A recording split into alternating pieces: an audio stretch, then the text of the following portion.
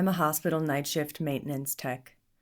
Don't ever open a door that says service. I don't even know if anyone's ever going to read this.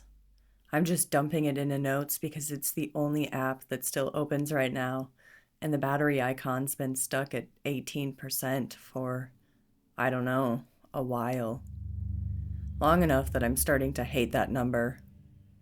The time in the corner says 2:17 a.m. and hasn't moved.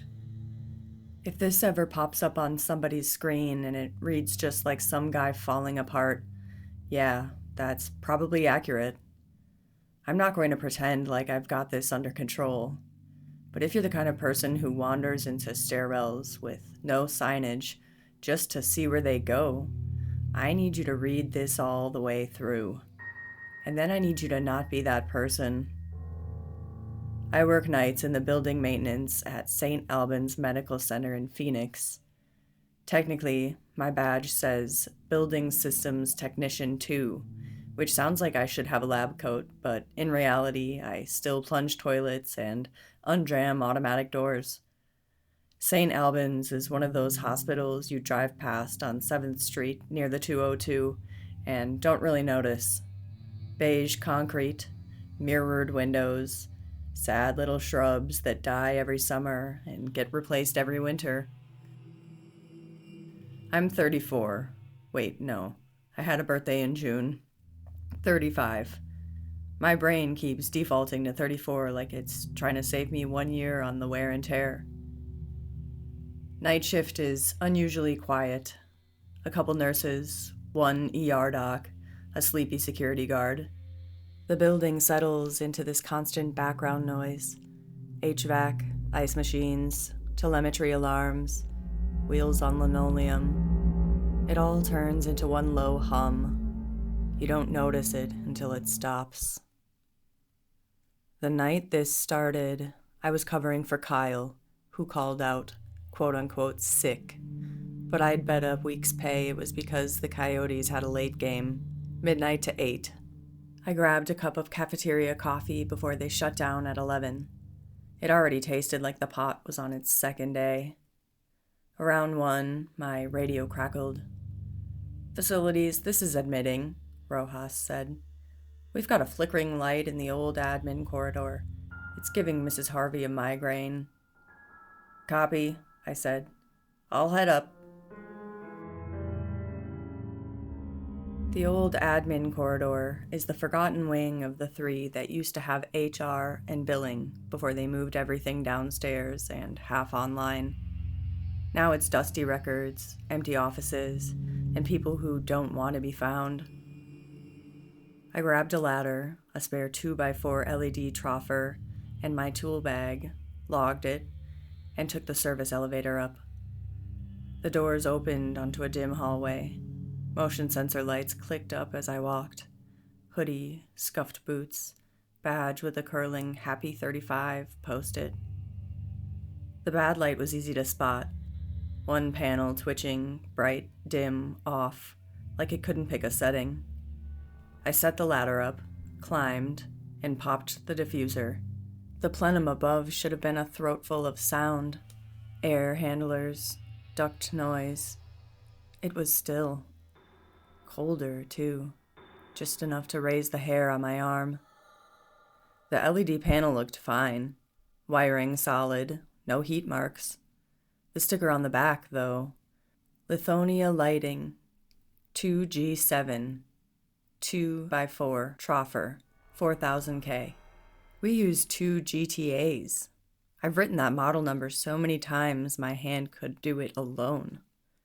"Sure," I muttered. "Typos all the way up the chain." I gave a tired little laugh. Then everything turned off. Not just the light, the building. HVAC roar, ICU beeps, distant traffic, gone. My ears rang in the vacuum. The panel flared once and died. The corridor dropped into solid black so fast my stomach lurched. I grabbed the ladder. My flashlight was on my belt. I fumbled it out and clicked it on. The old admin corridor was still there. Sort of. Same beige walls, same brown handrail, same desert print with community under it. But the hallway was longer, stretched, more doors than there should have been, like someone copy-pasted a few extra. The far end sat too far away. "What the hell?" I said. Hearing my voice helped. I climbed down. My boots hit the carpet with no sound. That, more than anything, made my skin crawl. I turned to where the elevator lobby should have been. Gone. 15 feet away, a beige wall with a red exit door and glowing green sign. I turned the other way. Same thing. Red exit door, no elevators, no stairwell. Just 2 outs that hadn't existed a minute before. I walked to the nearest door. Through the wired glass, I saw another hallway. Same carpet, same doors, fluorescent buzzing. Breaker tripped, I told myself. Weird reroute, old prints, whatever. I hit the bar, the door swung open. When it shut behind me, it sounded thin, like a fridge door. I turned immediately to wedge it open. Drywall. No door. No exit sign, just a blank wall and an empty extinguisher cabinet. "Nope," I said. "Nope, nope, nope." The hallway could have been any back of house corridor.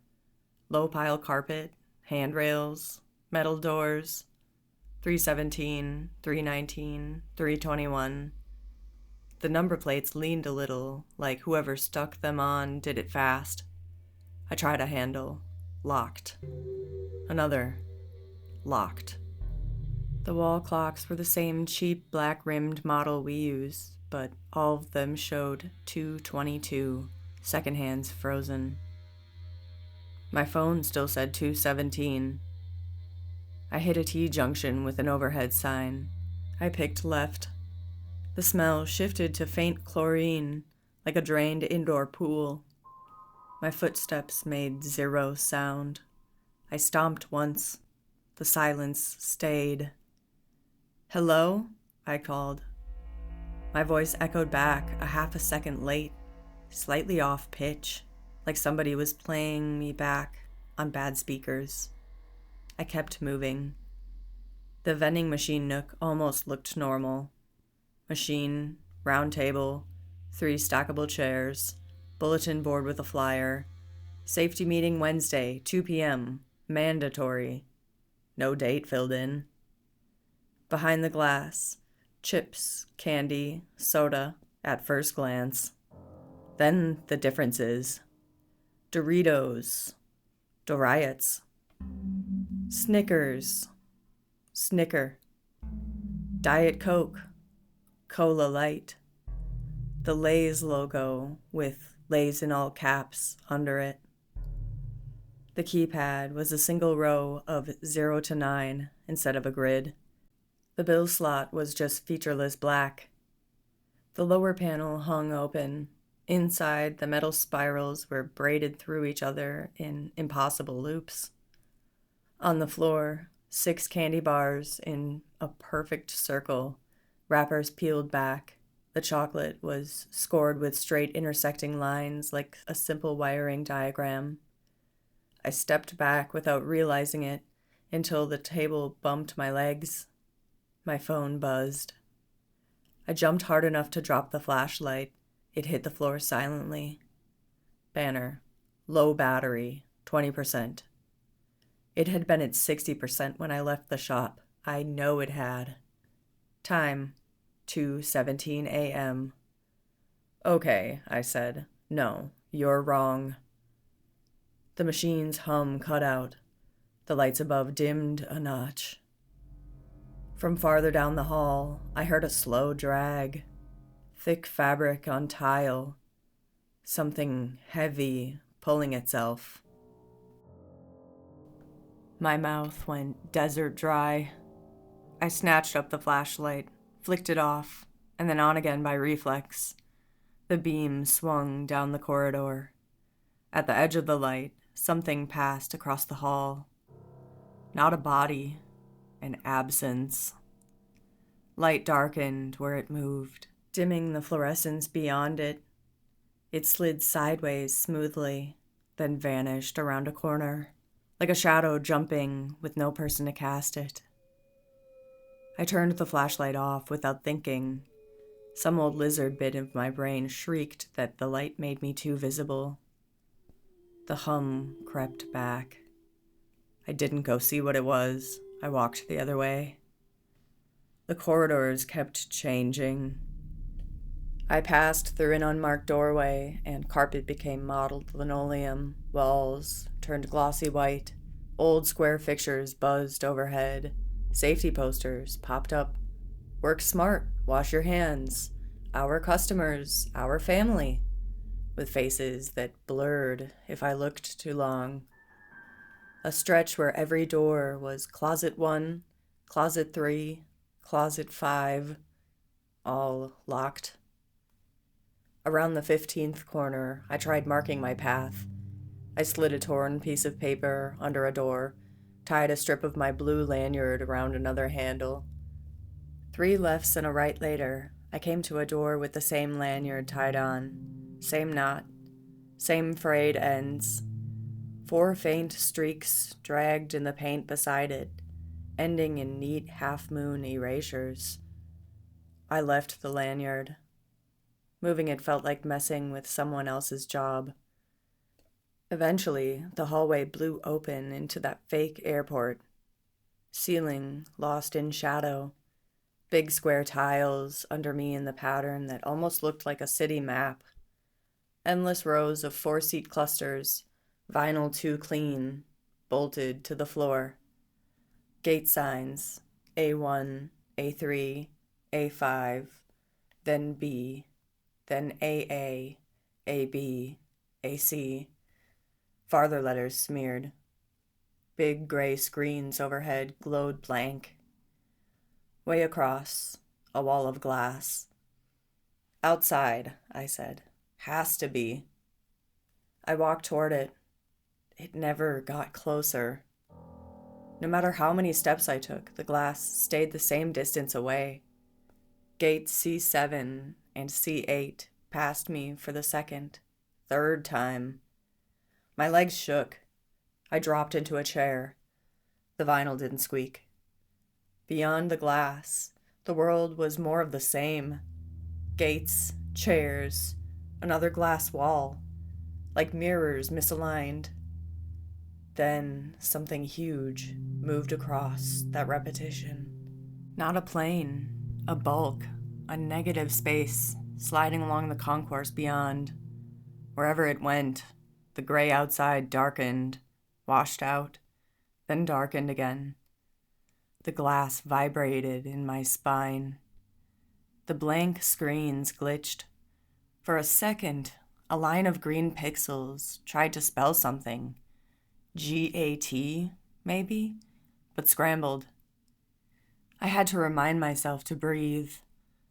The thing kept going. No edges, no limbs. Then gone. I stood up and walked away from the glass. The restroom was a trap, but not the way that you think. Restrooms sign with arrows both ways. I picked one. Beige corridor, heavy door, stick figure with arms bent too high. Inside, tiles, stalls, sinks, mirror. Perfectly clean. No trash, no graffiti. Seeing myself in the mirror almost felt like waking up. Same tired eyes, same hoodie, same crooked badge. Then I saw the silhouettes behind me. 3 tall, thin shapes at the far end of the room, in the reflection only. Darker than the rest. No faces. Arms hanging too low. I didn't turn around. I just didn't. Some part of me equated turning with stepping off the roof. I stared at the mirror and pressed the faucet. Water arced out. Clear, real. In the reflection, it hit the sink and vanished. No splash, no ripple. Just there, then gone. The silhouettes didn't move. I stepped back. In the mirror, they were closer. One stood right behind my reflection, close enough it could have rested its chin on my shoulder if it had a chin. "Okay," I whispered. I stepped forward again. My reflection followed. They stayed. Up close, the nearest one wasn't smooth. It was textured, like the side of a building at night. Behind the black, I saw hints of bricks, vents, seams. In its chest, a tiny glowing exit sign pulsed backward, TIXE, in the glass. Inside the curve of its shoulder, where a bone should have been, a miniature hallway ran. Carpets, doors, tiny exit signs. Wrong angle to be a reflection of anything behind me. All the faucets along the sink were running now. Perfect arcs. No sound. I turned. Empty bathroom. Stalls closed. No silhouettes. The far stall door creaked open. The sound came in torn pieces. Squeal, then thump, then hinge noise. All out of order. That broke me. I bolted. The door smacked the stopper with a sound my brain refused to process. My shoulder clipped the frame, impact muffled like padding. Outside, the concourse was gone, just another low beige hallway. I didn't look back. I found a stairwell next, clean green stairs sign. Door painted a slightly different beige. It smelled like every hospital stairwell I've ever trudged. Down one flight, landing, big white 3. Down another, 2. Good, I said. Basement next. Down again, 3. That's not funny. Back up, 4. I went up and down, watching the numbers. 3, 2, 3, 4, 2. Different stencil styles, like different people painted them at different times. My heart tried to crawl out of my throat. I started laughing, high and wrong, the sort of sound you hear yourself make and instantly hate. Fine, I said. You win. I bailed. On the other side of the door, the hall was different. The sign now said, storage. I left the stairs alone after that. Other spaces blurred together. A cafeteria with perfect fake food, fork prongs fused together. A parking level marked P2, where concrete thinned under my foot and the ceiling was black glass, full of shifting floor plans. Everywhere I went, I started seeing my own life leaking through.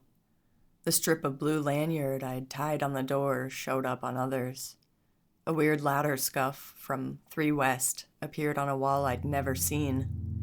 A flyer that used to be blank suddenly had a date written in my handwriting. 10/12. I don't remember writing it. My reflection degraded. Whites of my eyes going gray. Irises losing color. A half-second lag between me and mirror me. Background sharp. Me fuzzy. My footsteps stayed silent. Clapping sounded like it was happening one floor down. I don't think there's a big moment where something eats you. You just slowly get edited into the background. The more I saw of the tall things, the residents, the more they felt like coworkers. I watched one fix a hallway. Its arm, a cluster of flat pads, pressed to the wall. The surface folded, doors sliding, signs moving, scuffs vanishing. It shifted its hand. The exit sign jumped sides. It rotated around an axis that shouldn't exist, and for a second, I saw tiny stairwells and waiting rooms inside its chest. Then it was gone, and a red exit door glowed where it had been. It looked exactly like one outside of our mechanical rooms. Same chipped bar, same hinge patina, same scruff in the corner. Through the glass, St. Albans basement. Gray tile, bulletin board with the old Iron Man sponsorship flyer Sanchez loves to brag about. Warm air rolled through the gap. "If this is real," I told it, "you'll have the squeaky tile under the second sprinkler head." I hit the bar. The tile on the other side flexed and gave that exact squeaky wheel feel through my bones. I laughed, sharp and ugly. "Okay, maybe." I stepped through. The door shut behind me. When I spun around, it was just cinder block and paint. Bulletin board, flyer, blank date. No door, no exit. The boiler roar was gone. The air went flat again. I slid down the wall and eventually pulled my phone. 2:17 a.m. Battery, 18%.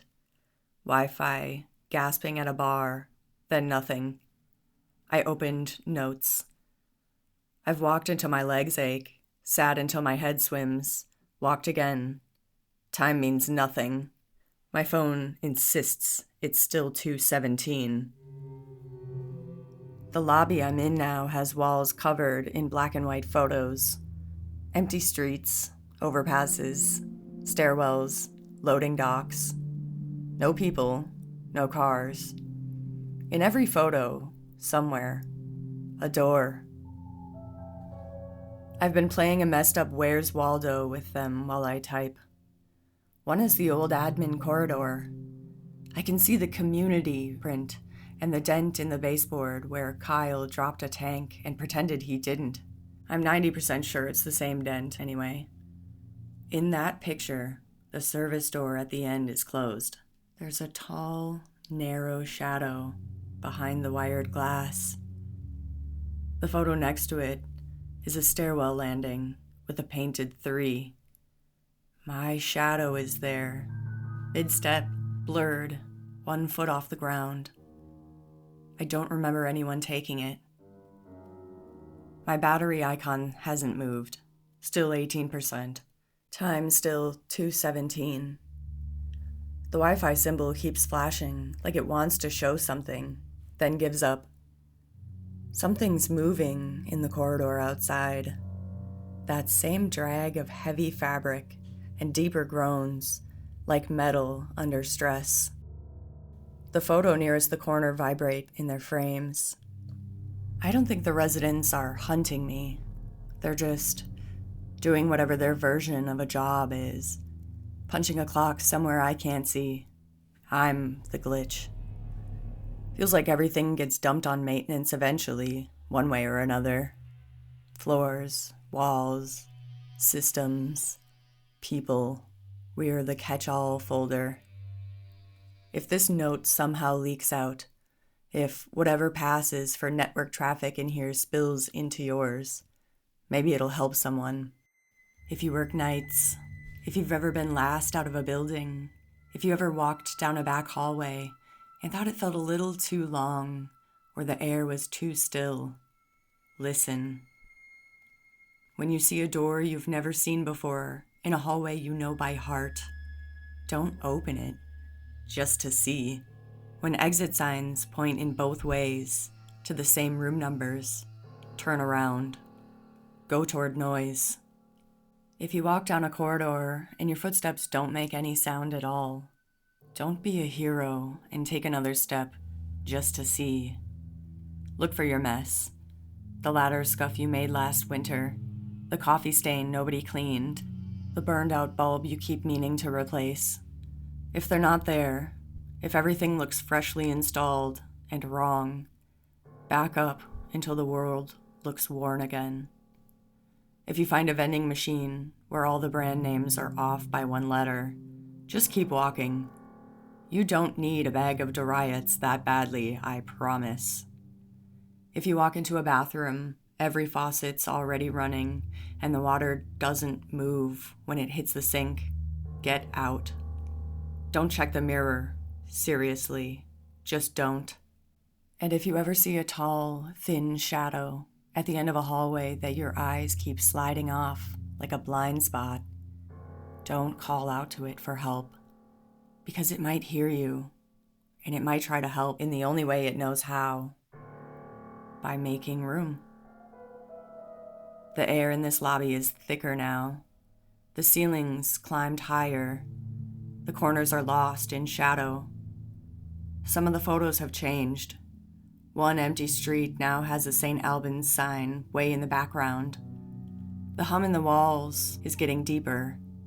Less HVAC, more construction. Like cranes and concrete shifting somewhere just beyond the drywall.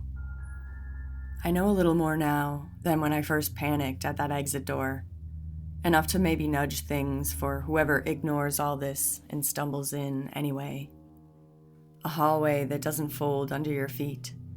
An exit sign that actually points somewhere better. I'll be the one smoothing walls you'll never see, pressing too many fingers into the paint and sliding doors a few inches this way or that. Until then, do me a favor. Stay in the loud parts of the world.